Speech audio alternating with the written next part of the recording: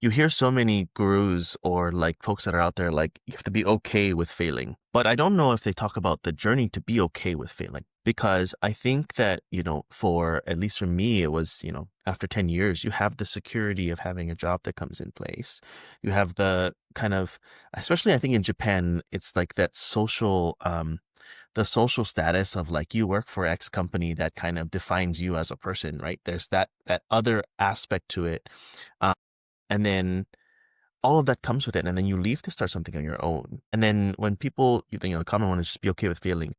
What is being okay with failing? Because that fear of like, if your entire realm doing something where it's like either your family or your friend group, you're the first to do it. Nobody understands what success will look like. And they will just see, if nothing's coming out, no money's being earned, they don't understand what goes on in the background. They don't see you up late at night trying to figure out or work on a problem. They don't see you trying to learn, make a mistake, have to relearn again, and you lose time.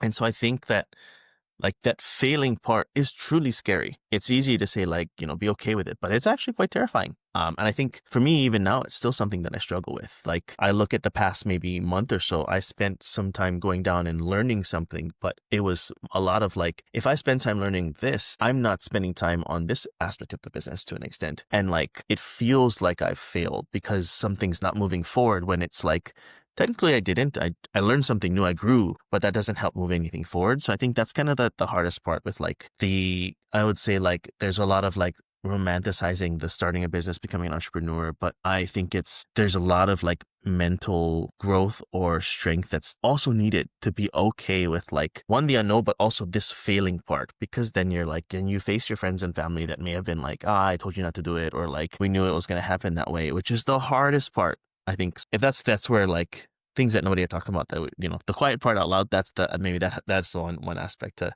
Yes. And oftentimes on my mind. oh my God, I mean, I don't know how that feels like. And I have so much respect for people who do that leap